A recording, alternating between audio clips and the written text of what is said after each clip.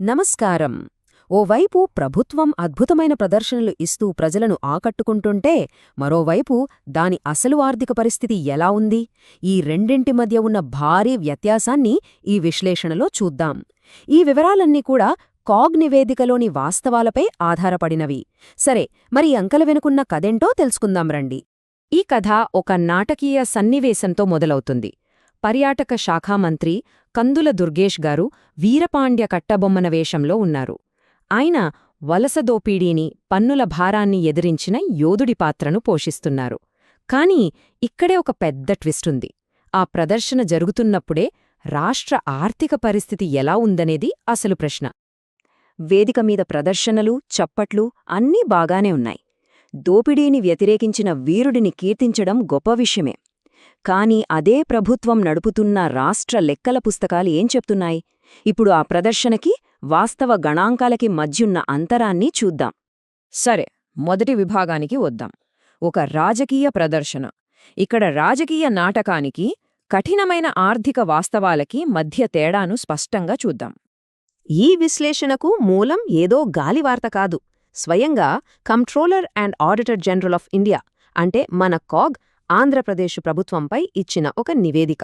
ఇది చాలా తీవ్రమైన, నమ్మదగిన పరిశీలనల సమాహారం. ఇక అసల కథలోకి వెళ్లదాం.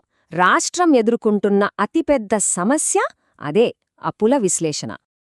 ఒక్క 2024-27 ఆర్థిక సంవత్సరంలోనే ఆంధ్రప్రదేశ్ ప్రభుత్వం చేసిన అప్పు ఎంతో తెలుసా? 87,773 కోట్ల రూపాయలు. ఊహించడానికి కష్టంగా ఉంది కదా ఈ మొత్తం. సరే, ఇంత అప్పు చేశారు, కాని ఆ డబ్బు ఎక్కడికి పోయింది? చూస్తే ఆశ్చర్యం కలగక మానదు. అందులో 76%, అంటే 4/3 పైగా జీతాలు, పెన్షన్లు, వడ్డీలు కట్టడానికే పోయింది.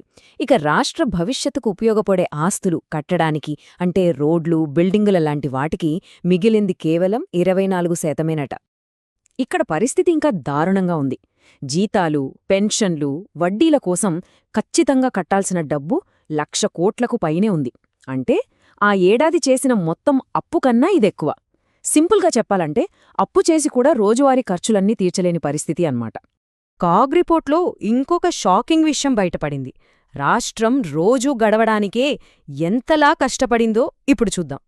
8, అవును, కేవలం 8.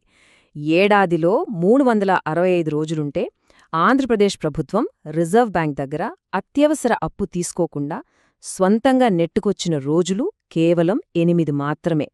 మరి మిగిలిన 357 రోజులు?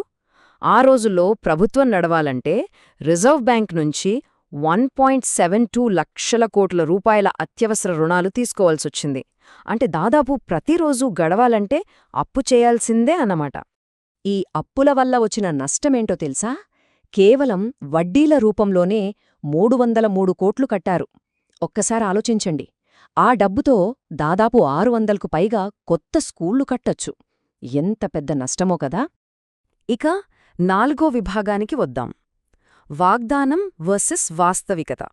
బడ్జెట్లో చెప్పిన మాటలకు నిజంగా జరిగిందేమిటో ఇప్పుడు పోల్చి చూద్దాం. ఇక్కడ చూస్తే అంకెలే అసలు కథ చెప్తున్నాయి.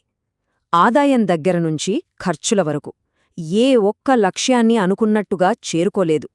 అన్నింటికంగా ముఖ్యంగా మూలధన వ్యయం, అంటే ఆస్తుల నిర్మాణం కోసం కేటాయించిన డబ్బులో ఏకంగా 29,241 కోట్ల రూపాయల కోత. అంటే అనుకున్న దాంట్లో 3వ వంతు కూడా ఖర్చు పెట్టలేదన్నమాట.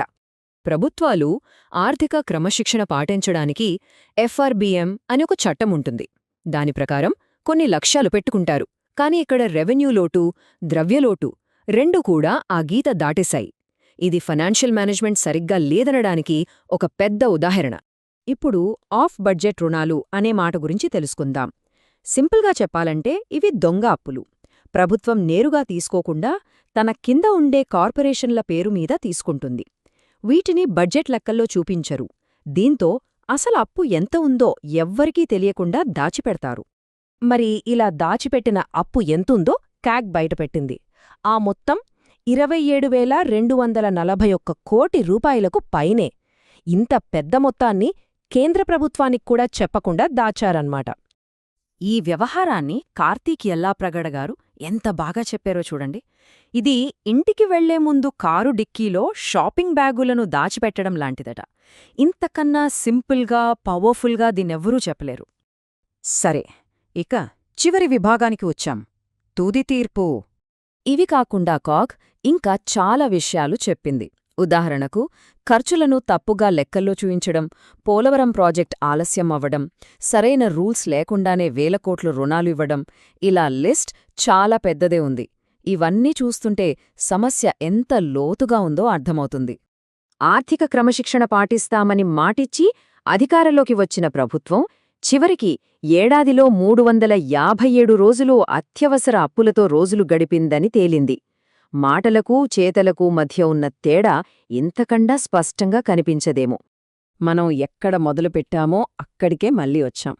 రచయిత చెప్పినట్టు ఆంధ్రప్రదేశ్కు ఒక కాస్ట్యూమ్ డ్రామాపై చూపించే ఉత్సాహాన్ని బ్యాలెన్స్ షీట్ చదవడంలో కూడా చూపగల ప్రభుత్వం కావాలి. ఈ మాటలో చాలా లోతైన అర్థం ఉంది. చివరిగా ఒక ప్రశ్న. ప్రదర్శనలన్నీ అయిపోయాయి, అందరూ చప్పట్లు కొట్టారు.